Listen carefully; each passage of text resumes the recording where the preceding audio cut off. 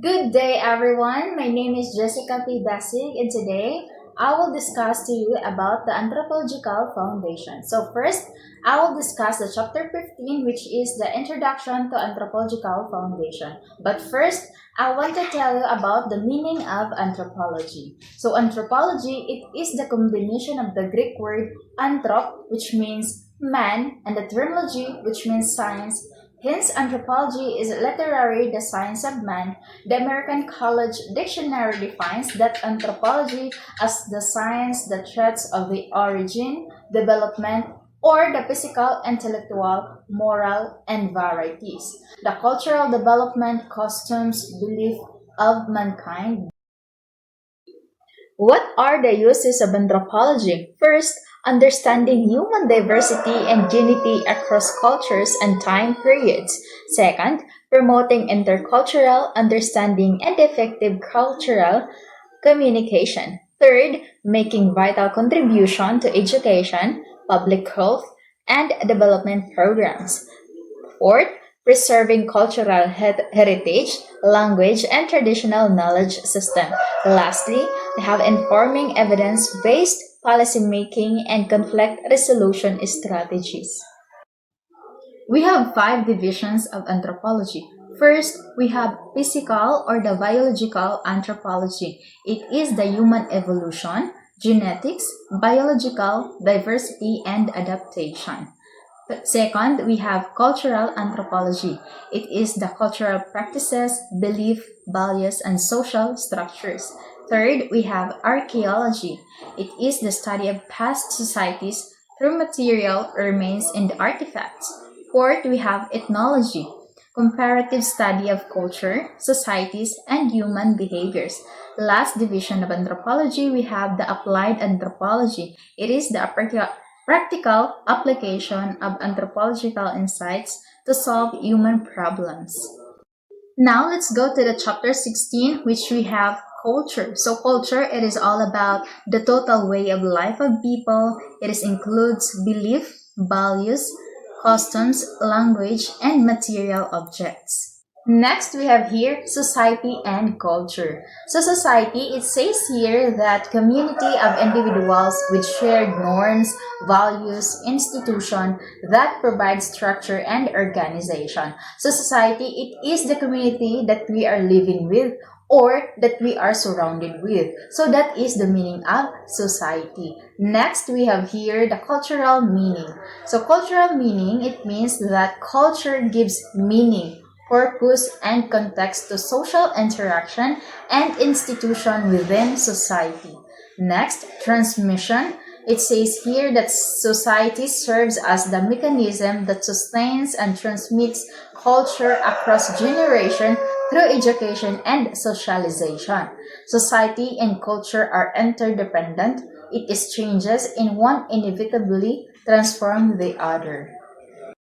Next, we have here the function of culture. So first, we have identity of belonging. So identity of belonging, it is provides individuals with a sense of identity, purpose, and community belonging. Second, behavior and norms. It shapes acceptable behaviors, establishes social norms, and guides individual action. Social cohesion promotes cooperation, social order, and shared understanding that unifies groups. Environmental adaptation, it says, guides how societies adapt to and interact with their physical environments. Last, knowledge and transfer facilitates communication and transmission of collective wisdom across generation. Now let's move on to the characteristic of culture. So first characteristic with culture, it is learned characteristic culture. It means that acquired through socialization and enculturation processes, not inherited genetically. Second characteristic of culture, we have shared characteristic of culture. It is common patterns of behavior and belief held by members of a social group. Third, symbolic. It expressed through language and arts, rituals, and symbolic system unique to humans. Fourth, dynamic and adaptive. It changes over time and responsive to a new environments, technologies, and social condition. Lastly, we have integrated. Its components are interconnected, changes in one aspect affect and other cultural elements. Now let's go to the classification of culture. First classification of culture, we have dynamism. So it means dynamic cultures readily embrace and innovation, while static cultures resist alteration to tradition and customs. Next, we have bistability classification of culture. It is stable cultures maintain consistent values over time while unstable cultures experience frequent drifts in norms and practices. Lastly, we have bicomponents. And that would be all. Thank you for listening. Good day everyone. For today's topic is about language and writing. What is language? Every group of people has a language which is used mainly for communication purposes. Casing defines language as a vocal symbolism of speech with its related bodily gestures and mechanical signals which give precision and finish to communication. The American College Dictionary defined language as any set or system of symbols used in a more or less uniform fashion by a number of people who are thus enabled to communicate intelligently with one another. What are the characteristics of language? Number one, language is old. Number two, language was not invented, it was evolved. It is part of culture. Language grows and develops by evolution, that is, the changes take place very slowly and gradually. Number 5, language may be oral, nonverbal, or written. And number 6, every language has three elements. What are these? Number 1, phonology or system of sounds, the grammar, and the lexicon or vocabulary. What are the elements of language? Number 1, the phonology or the phonemic phonetic, a system consisting of sounds in human speech with significant meanings. Every sound or set of sounds has a meaning.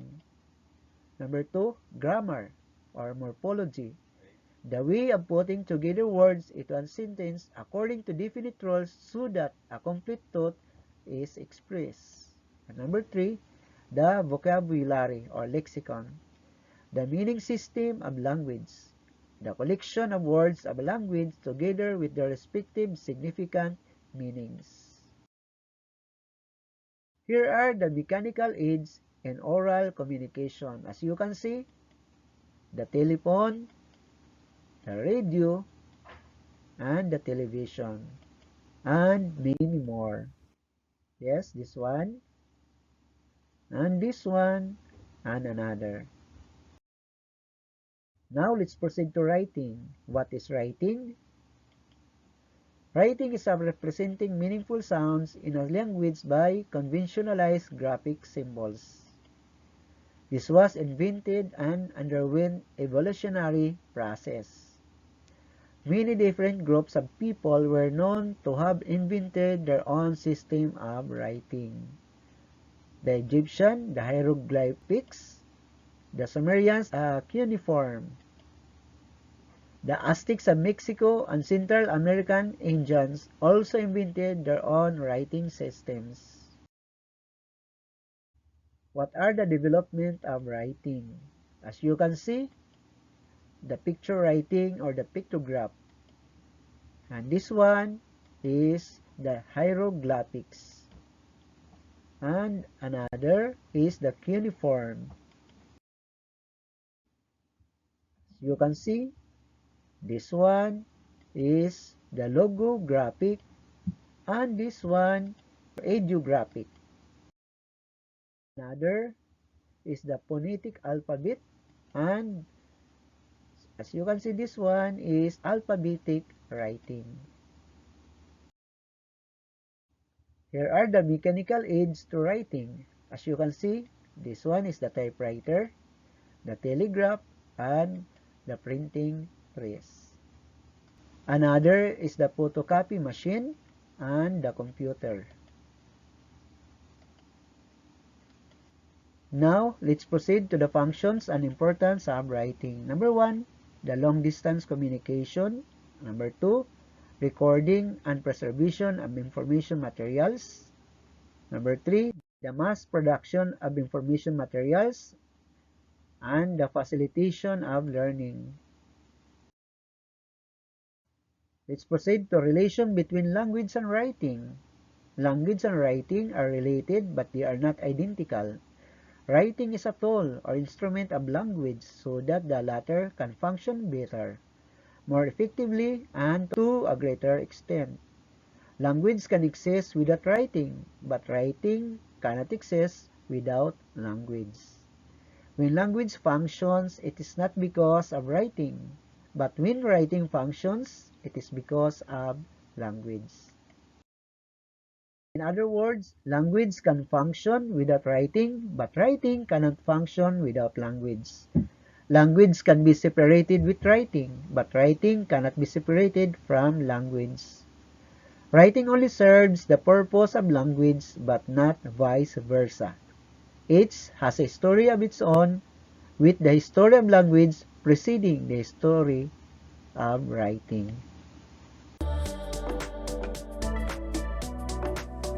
Now let's proceed to religion. What is religion? Religion is the relationship between a human being and a supreme being in which the latter can help the former if he obeys his laws and commandments, and harming him if he disobeys such laws and commandments. Religion is the recognition of a power that transcends humans, and such power can assist or harm them. Some religious beliefs and practices. Religions differ in certain aspects, but there are beliefs and practices that are common to most of them. Some of these are the following. Number 1, belief in a supreme being, all-powerful creator, or essence of the universe. Some religions believe in a multiplicity of supernatural beings called gods, goddesses, or deities. Number 2, belief in the power of the Supreme Being to pour out blessings upon those who obey His laws and commandments, and to give punishment to those who disobey them. The gods and deities are also capable of doing these things. Number 3, belief that the performance or ceremonies consisting of rituals such as prayers, singing sacred songs, fasting, penance, etc., would befit the reverence and worship accorded to the Supreme Being that would make him pour out his blessings upon the believers. All religions have ceremonies. Belief in spiritual and moral codes. All religions have spiritual and moral codes. Now, let's proceed to instrument of religion. There are certain instruments of religion by which a believer relates himself to his God, the Supreme Being. Number 1, ritual. Ritual is a single definite religious act.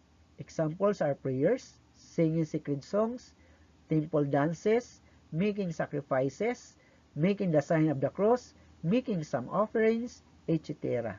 Number 2, the ceremony.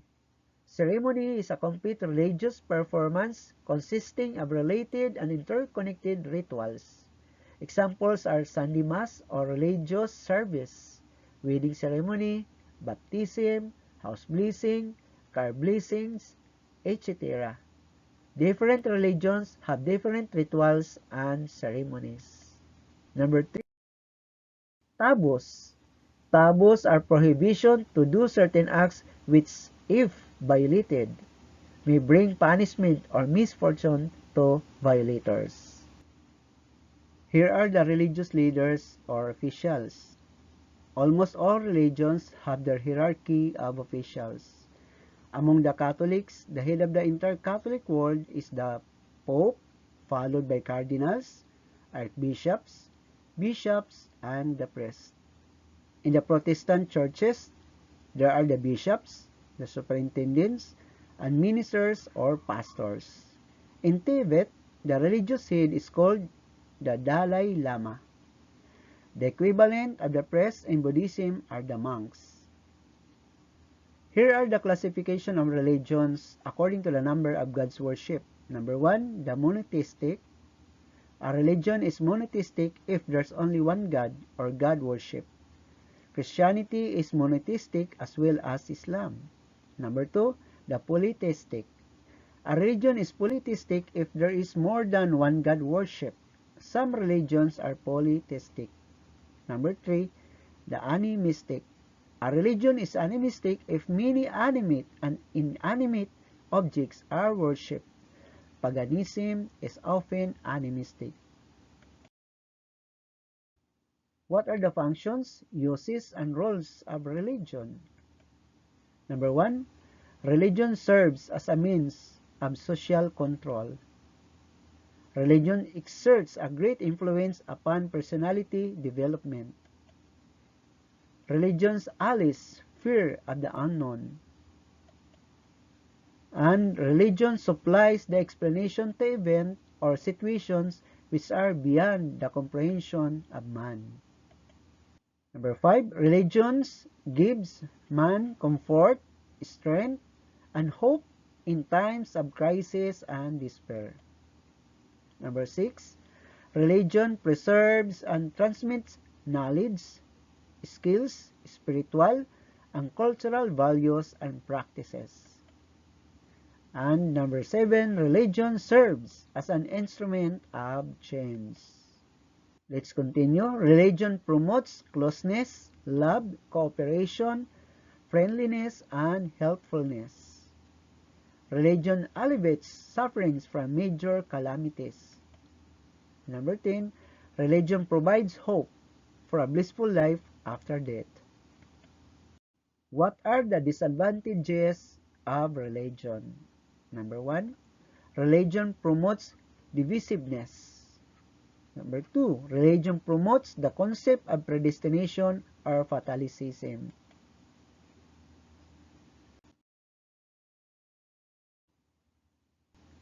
Judaism. Judaism is one of the world's oldest religions, beginning around 2000 BC, with Abraham and the descendants of Israel or Jacob. It is a monotheistic faith that believes in one God and follows teaching from the Torah and Talmud. Judaism teaches obedience to God's commandments, belief in the coming Messiah, and practices such as prayer, fasting, and religious rituals. Hinduism is one of the oldest religions, originating in India around 1500 BC from a blend of Aryan and Dravidian cultures. It teaches belief in many gods and recognizes as supreme reality the Brahman expressed through Brahma, creator, the Vishnu, preserver, and Shiva, the destroyer. Hinduism upholds the caste system and believes in karma and reincarnation where undetermined rebirth. Zoroastrianism.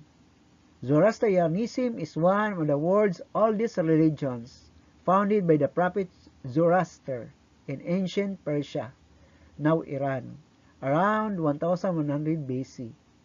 It teaches a battle between good and evil, led by Ahura Mazda, the god of light and goodness, against Ahriman, the spirit of darkness and evil, with good eventually triumphing.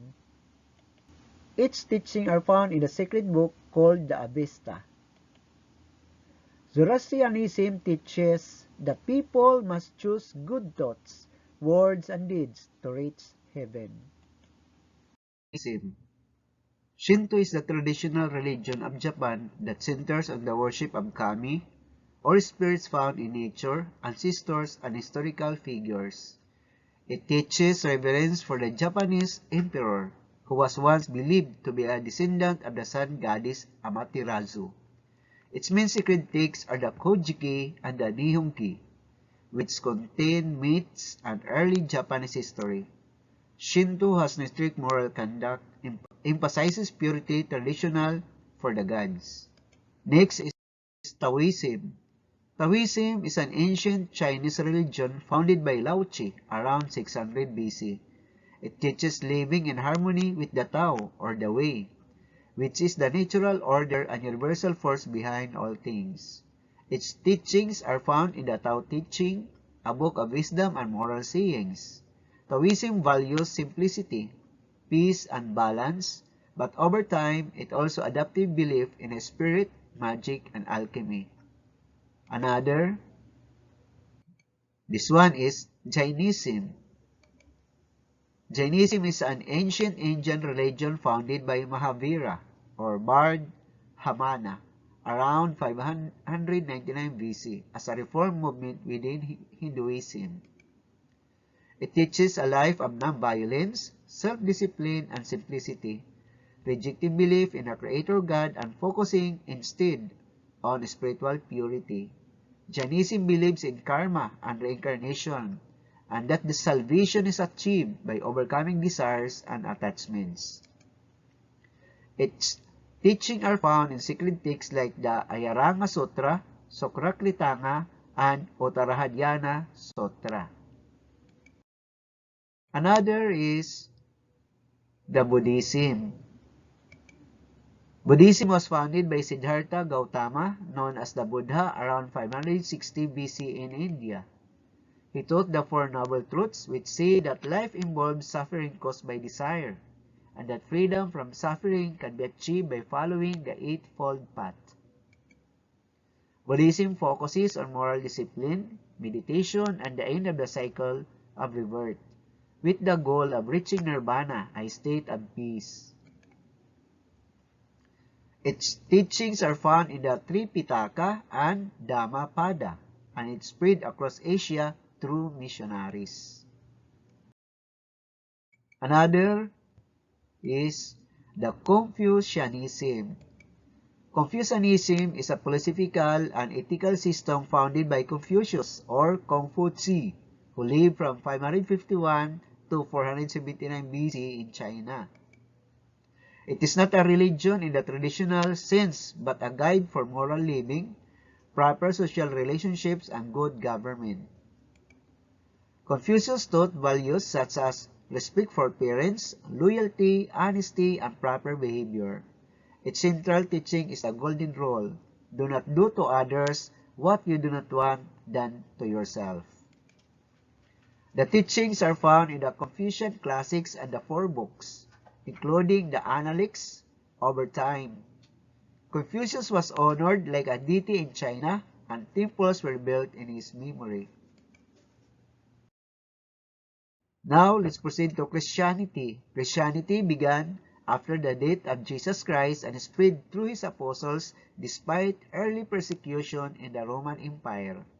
Christians believe in one God in three persons, the Holy Trinity, and follow the Holy Bible, which is composed of the Old and New Testaments.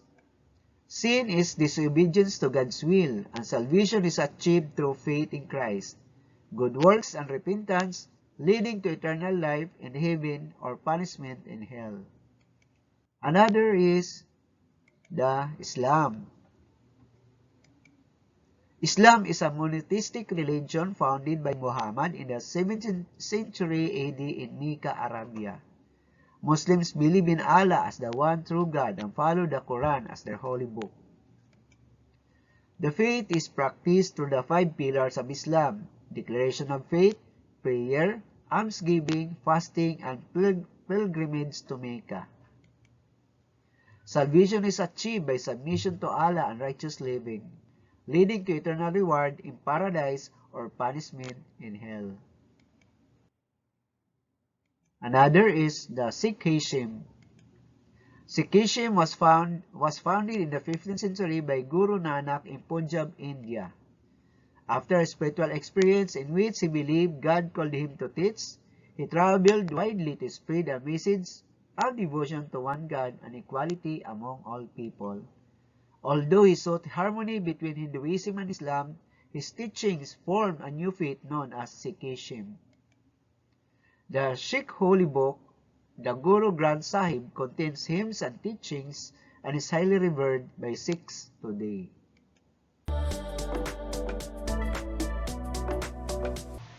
Good day, everyone. I am Maricar M. Sulayao, the second reporter of this group, and my topic is all about the arts. Introduction to art. Art is a diverse range of human activities that involve the creation of visual, auditory, or performance artifacts that express the creator's imagination, conceptual ideas, or technical skill. These artifacts are intended to be appreciated for their beauty or emotional power. Art is the totality of human activities involving creativity aimed at producing beauty and aesthetic value. So the characteristics of arts involves imagination and creativity, produces beauty and emotional impact, reflects cultural and personal expression. There are classifications of arts. There are 8 classifications of arts. There may be some other ways of classifying art, but the following classifications are for the layman for the practical purposes. It will be noticed that some of the classes may overlap in some aspects, but it is the distinctive feature of each kind of art that makes it a class by itself different from others. So number 1 classification of art is a visual art. Carving art, photographic art, acting or theater art, literary art, musical art, public speaking art, and we have decorative art. Let's come first to the visual art. This refers to paintings, drawings, and sketches. We see this kind of art on walls, transportation vehicles, clothing, stamps, notebooks, and etc. So this is the example of visual art. Those paintings, drawings, and sketches that we see around us is an example of visual art. Carving art. This refers to wood carvings, sculpture, architectural designs, window grills, and jewelry, and etc. This is the carving art. Carving art not only in the wood, but also in the stone, metals, and etc. Photographic art. This refers to picture taking and developing. There are people who can take a picture from an angle that would give the desired effect. So that is an example of photographic art. So acting or theater art. This refers to acting in plays, dramas, stage shows, movies, television, dancing, circus, skits, and etc. So that is the example of acting or theater art. This refers to prose and poetry which includes novels, short stories, myths, legends, parables, fables, proverbs, poems, riddles, sayings, and adages. So this is the literary art. Example of these are the Nolimitangeri, the Florante at Laura of Balagtas. That's it. So, musical art. This refers to singing hymns of praise to a supreme being, learning songs, and etc. And playing musical instruments such as string instruments, violin, guitar, piano, harp, and etc. A percussion instrument, the drums, cymbals, boom, and etc. Wind instruments, trombone, trumpet, saxophone, and many more. Okay. Next is this public speaking art. To this art belong declamation, recitation of poems, oration, debate, eulogy, and extemporaneous speaking.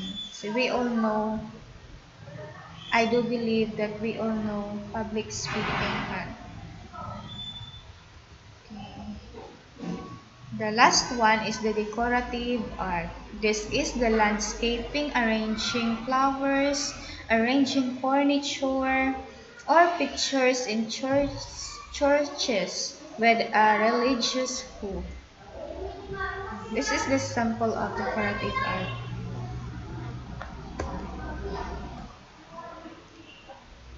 So next is the uses and function of art. Number one, communicate ideas, attitudes, and values.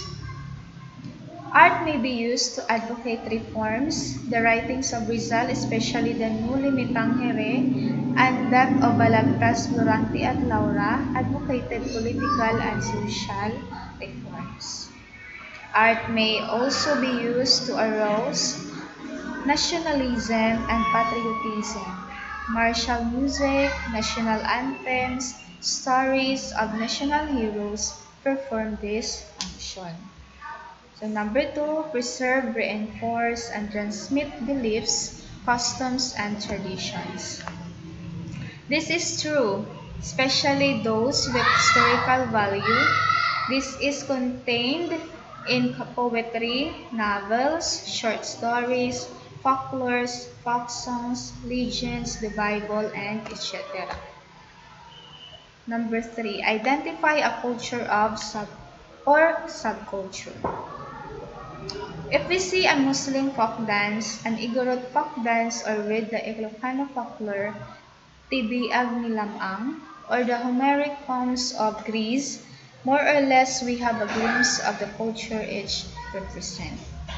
Number four, entertain people.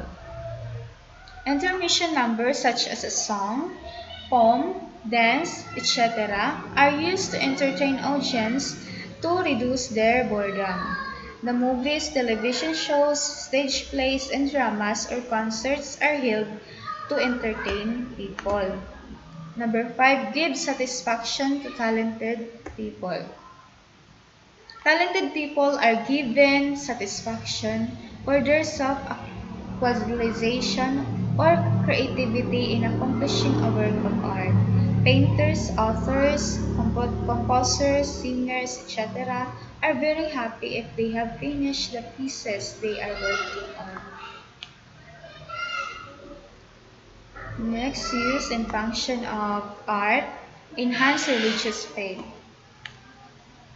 So there are religious pictures and idols or icons. There are also religious songs called hymns among tribal groups, religious ornaments and religious song during mass or religious services, religious dance, architectural designs in building of worship.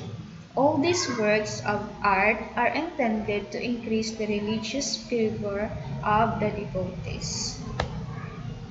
Next, increased instructional effectiveness. Audiovisual aids such as drawing, pictures, music, moving pictures are used in teaching to increase the effectiveness of the teacher and the teaching learning process. Number 8, develop character, proper attitudes, and values. Generally, novels, short stories, plays, dramas, and poetry teach moral lessons or values. There are also proverbs, saying, and adages that teach moral lessons. The Bible and other religious books are rich sources of spiritual and moral values. Number 9, enhance beauty. Jewelry of all kinds and designs, dresses with different ornamental designs, and of the latest fashion are worn especially by women to enhance their personal beauty. Landscaping makes a place, a yard, or garden more beautiful. Decorative artifacts such as flower vases with flowers and other kinds of decorations are placed in the room to make it more attractive. Number 10, help in medical work. The thematic perception test consisting of pictures, and the Rorschach test, in consisting of ink blots, reveal a patient's psychological or mental problems. This helped the mental experts in diagnosing the problem of patient. Soft, sweet, and melodious music is also believed to have some therapeutic effect on patients, especially the mental ones. Some doctors have soft, sweet, melodious music played while performing an operation. Number 11, express feelings of love. Some young men and young women express their feelings of love toward the opposite sex through songs. This is why there are serenades. In fact, some couples feel in love with each other because of songs. Mothers who love their children sing lullabies to their children who feel so comforted that they fall asleep. Number 12, enhance agricultural production. Some poultry owners claim that egg layers or hens may lay more eggs when soft, sweet, and melodious music is played to them constantly. Number 13, promote social amenities. Ballroom dancing during a social gathering promotes not only social amenities among the participants but also entertainment. During the dance, new acquaintances and friends are made, and with the exchanges of pleasantries, they become more friendly among themselves. Some dance innovations may make the participant merrier.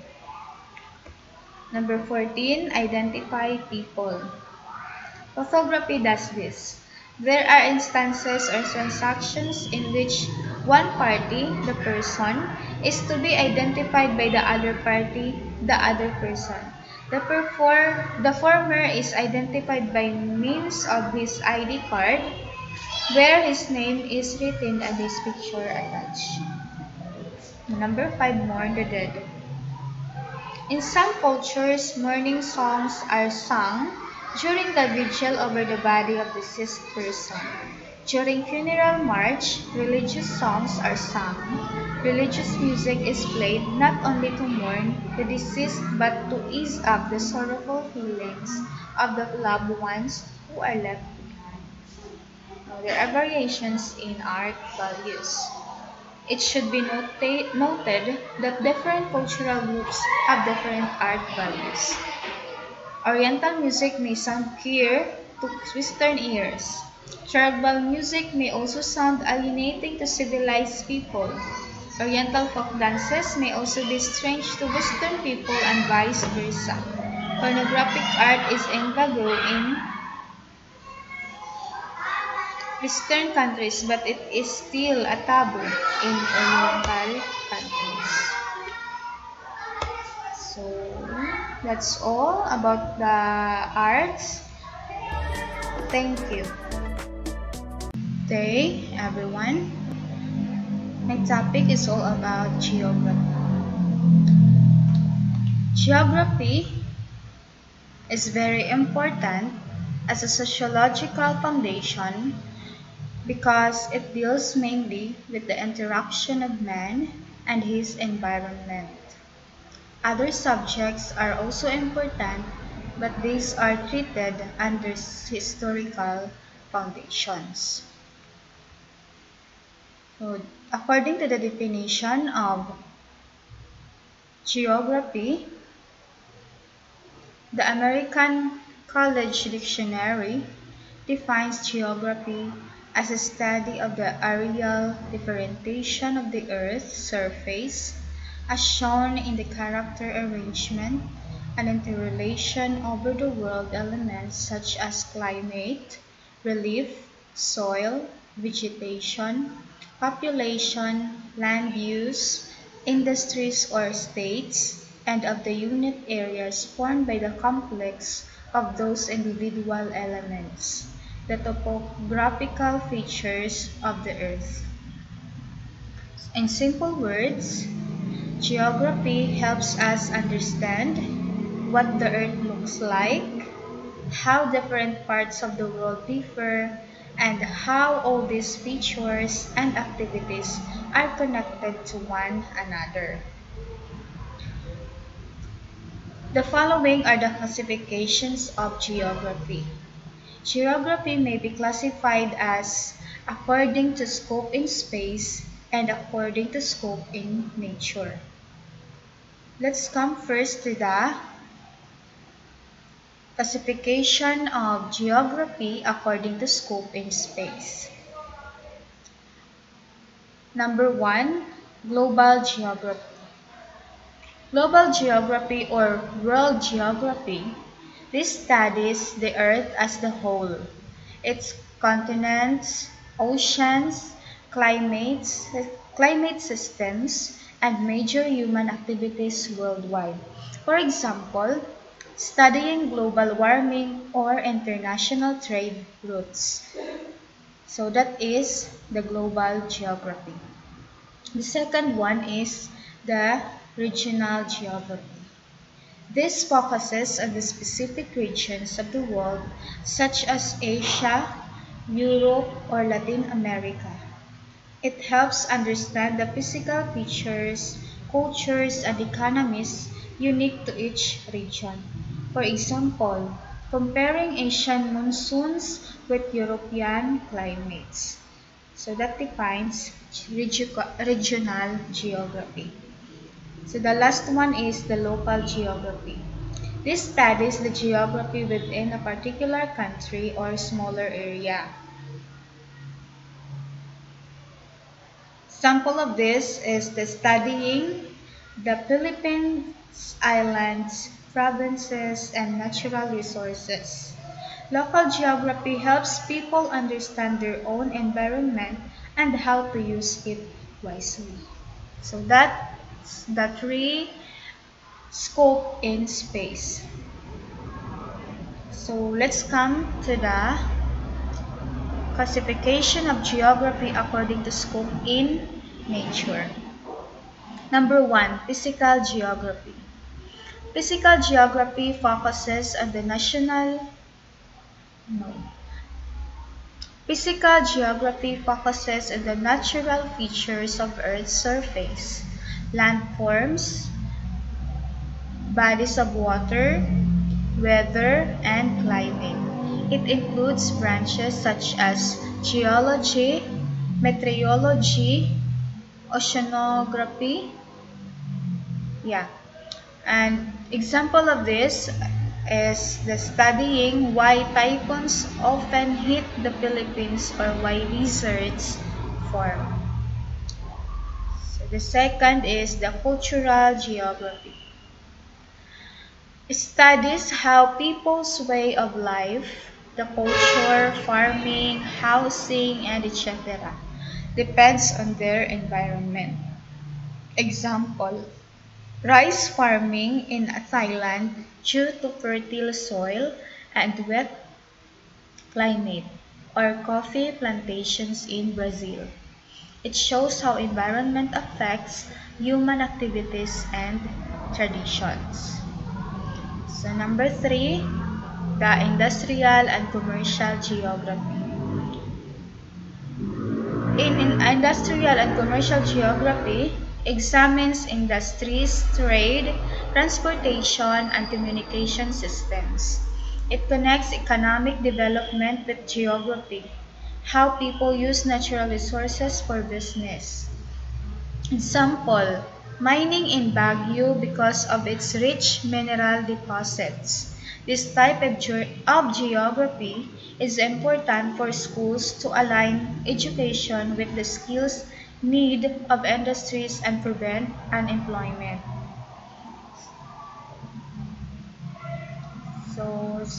The fourth one is the time and spatial geography. Time and spatial geography.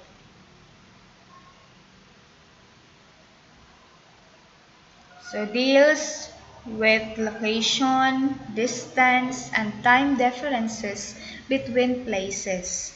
It answers questions like where is London or Tokyo located? How far is Manila from New York? What is the time difference between countries? So it helps travelers, pilots, and sailors navigate the world using coordinates, the latitude and longitude.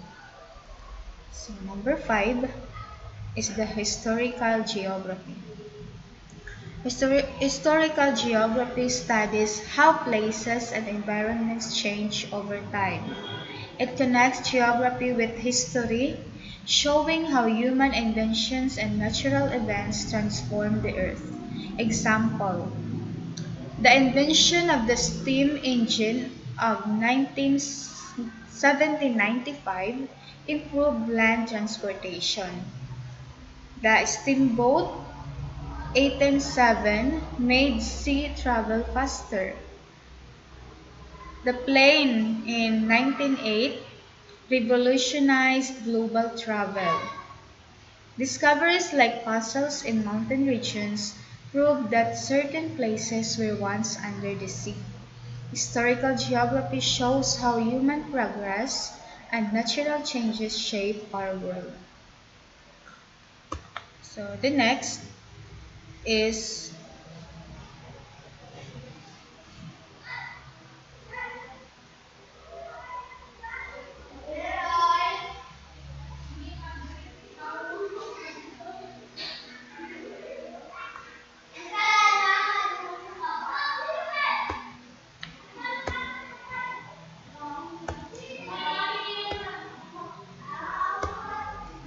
the objectives of studying geography.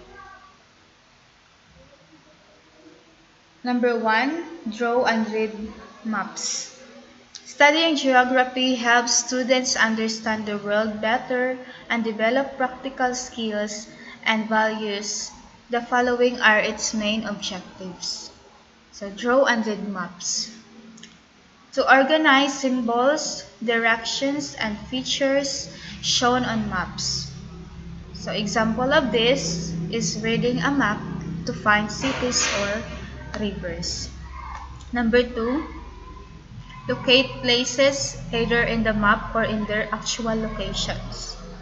To know where countries, cities, and landmarks are found. So example, knowing that France is in Europe. Number 3, tell distances between places.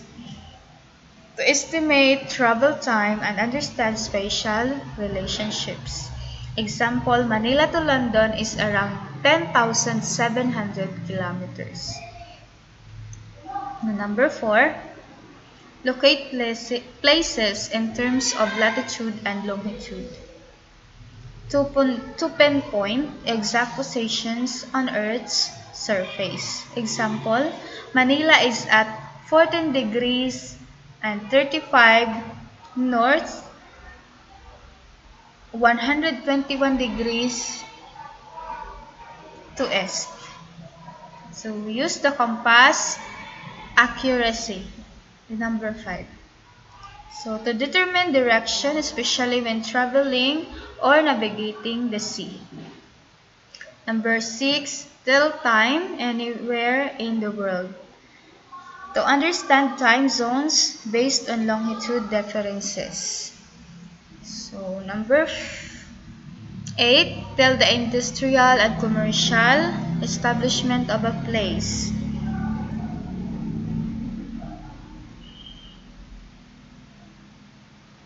Number 9, tell the kinds of industries suitable to a certain place. And number 10, observe objectively and accurately.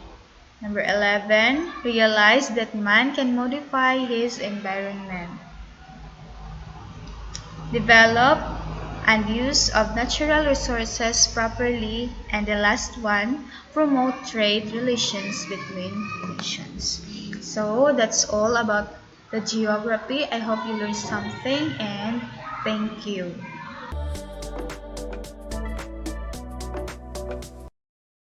Now, let's proceed to values.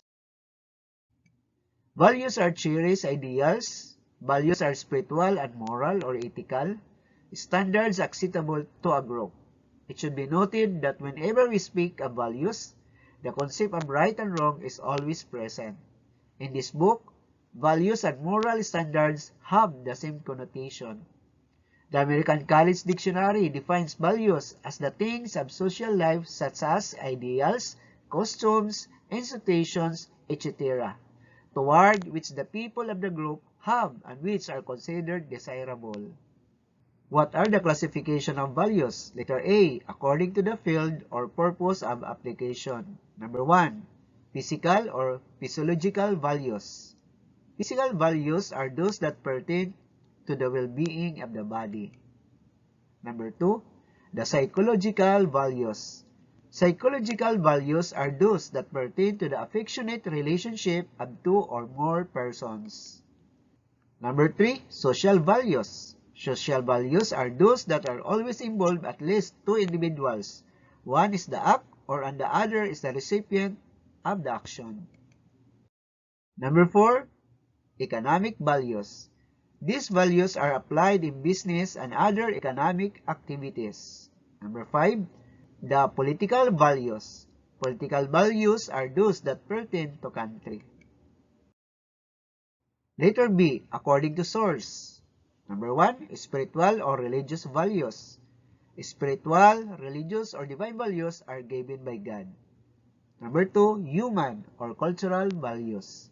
These values are evolved by men. They are developed by men through the years of their existence. Letter C, according to the benefit derived. Number 1, utilitarian values. These are values that give material benefits if practiced. Number 2, pleasure-giving values. These are values that give pleasure, happiness, or satisfaction when practiced. Number 3, the appropriate values. These values bring neither pleasure nor material benefit, but they simply fit or are appropriate for the occasion. Next, letter D, according to the nature of occurrence. Number 1, natural or inherent values. These are values given by nature. Whether the individual likes it or not, he has to practice them. And number 2, the auxiliary values. These are also called accidental values. They aid or help the natural values in keeping the well-being of the individual. These are selective values, that is, they may be good to some but may be detrimental to others. Letter E, according to importance. Number 1, primary values. These are values that are selected and developed by man that would produce the best in him or that would give him the best well-being. Number 2, the secondary values. These are values that are passed on from the previous generation to the present generation, practiced for the well-being of the members of the groups. Letter F, according to the effect of practicing. Number 1, positive values.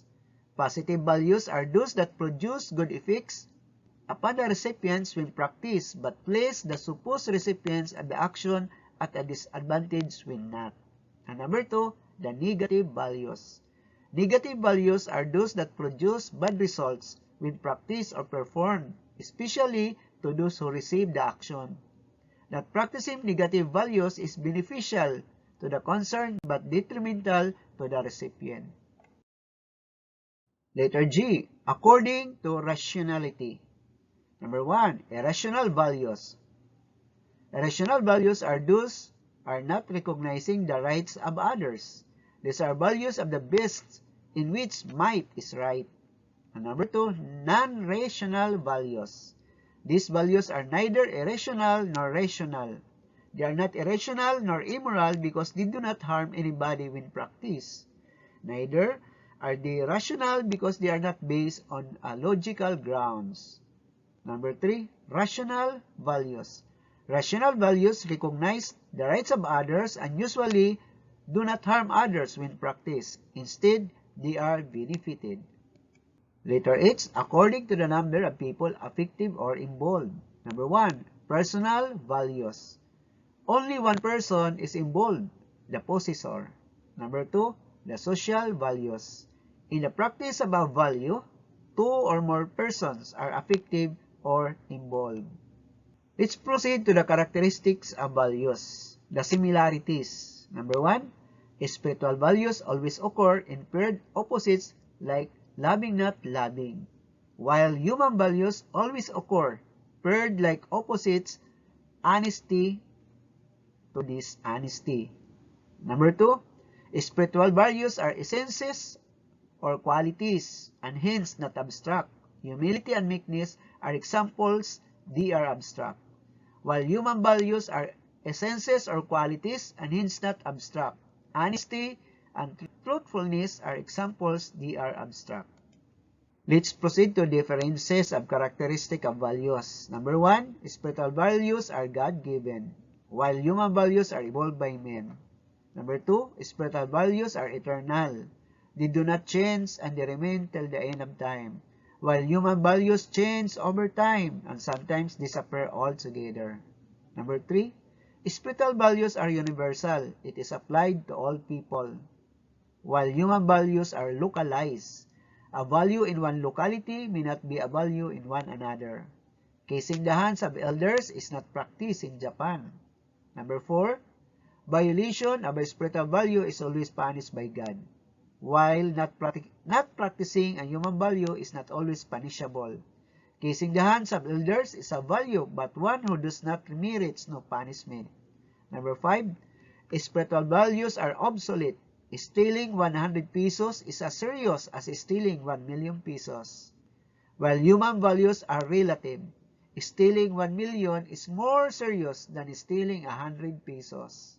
Number 6, spiritual values are objective. A spiritual value is equality or is equally important to all, while human values are subjective. A human value may be important to some, but it may not be important to others. Now, let's proceed to the functions of values. Serve. Serve as means of social control. Values are powerful motivation to do the right and also powerful deterrents to the wrong. Values are usually approved by the social group. Next is promote. Promote work efficiency. Certain values promote work efficiency. Make. Make prediction of behavior possible. Taking care of old people by their children is an important Filipino value. Number 4, promote economic progress and security. If an individual is hardworking, thrifty, resourceful, and free from vices, he will surely progress economically. And number 5, promote work efficiency. Certain values promote work efficiency. And number 6, make a place better place to live in. If the people of place have such values, the place and people will be a very and beautiful places. Functions of values another. Number 7, promote safety, provide hope for a future life. And now, let's proceed to the important Filipino cultural values.